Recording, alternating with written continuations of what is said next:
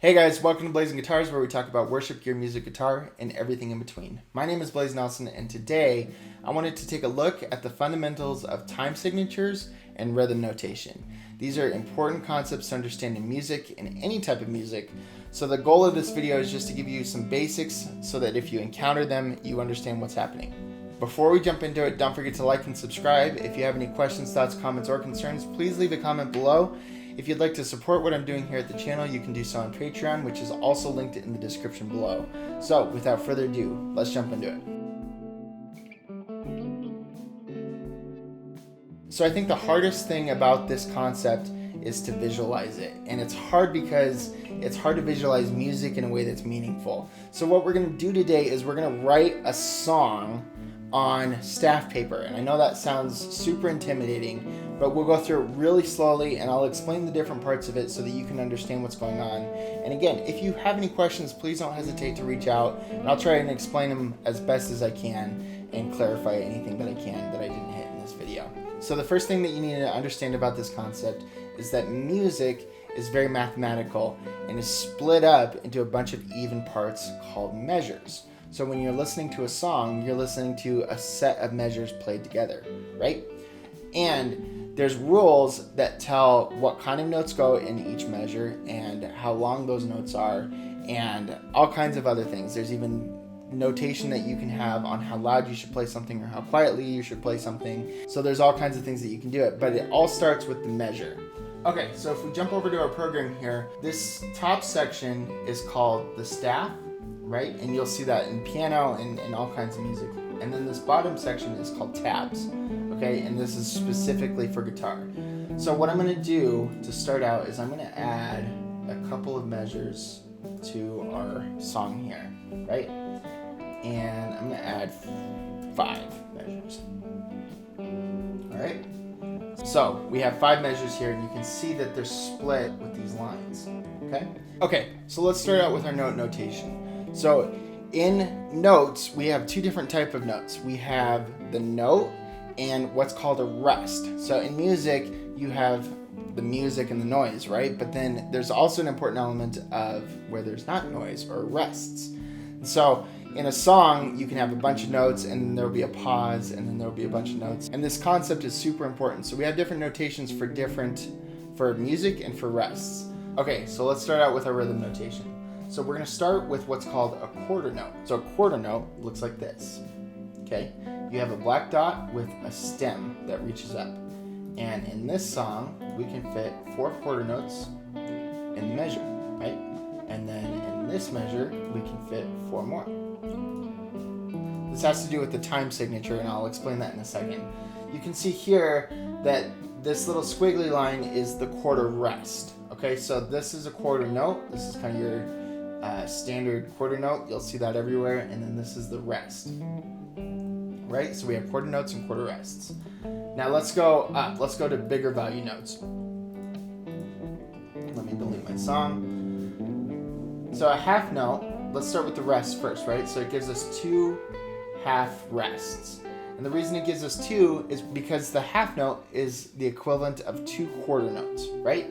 So if I add this note right here, this is what a half note looks like. It's an empty circle with the stem, right? And then this is the half rest. So we can have 2 half notes or a rest and then a half note or 2 rests or 2 notes, right? Now let's go up one step bigger. So we have a whole note, right? This is a whole rest. So a whole rest, and then let's look at a half rest just so that we compare them.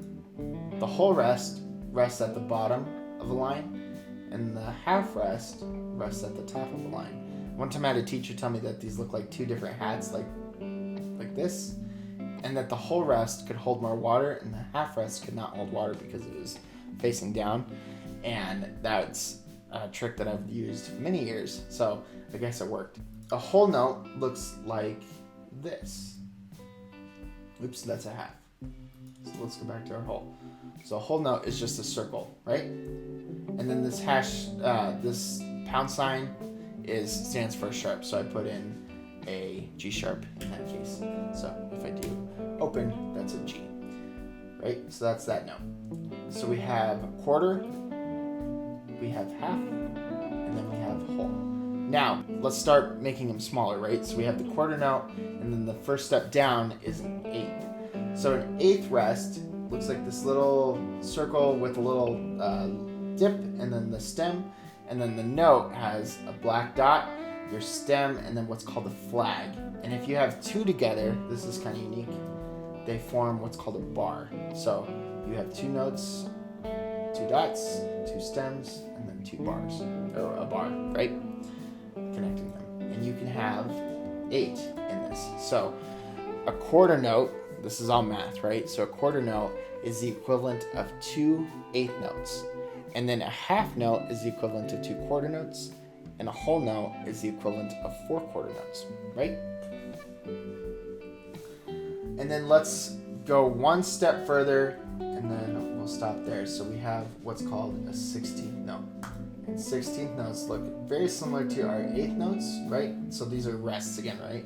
8th rest, and then a 16th rest has 2 of those dots with the flag down. And then if you put one down, it looks, you have your dot, your stem, and then what's called 2 flags. And if you join them together, they have 2 bars. And then these ones will bar in groups of 4 so that you can easily see them together. So you can see how those are automatically grouping together. So that's your basic rhythm notation. You sometimes will have triplets and there's dotted notes, but we're not going to touch on that today. The final part of this video is to talk about time signatures. So time signatures defines how many notes and what type of notes can go in a given measure, right? So in this song, we are using 4/4, which is also called common time. So 4/4, this top number is the quantity of notes, and this bottom number is the quality of notes. So 4/4 timing means that you can have 4 quarter notes or their equivalent, right? So we can have 1 whole, 1 half, 4 quarters, 8 eighths, 16 sixteenths, and so on and so forth, 32 30-seconds. So what we can do is we can actually change this time signature. So we can pick any number, right? Let's say the song has 9 quarter notes. So we have 9/4 time. And you can see it actually tried to, it actually grouped them together, so it gave us 2 half notes here. So let's put it all in half or in wholes. So we have 2 whole notes and a quarter note, or a ton of sixteenths. And then we can also change the quality, right? So let me go back to my time signature. And we can have 9 halves, 9 wholes, 9 sixteenths, or 9 30-seconds, or 9 eighths. Yeah, so that's what that looks like. We have 9 eighths. So we have 4 quarters, which are the equivalent of 8 eighths, and then your additional eighth here. Okay, so that's it for this video today. I hope this was helpful. I know it's kind of confusing. I think people can struggle with math, and especially with fractions. So this is all fractions and all math.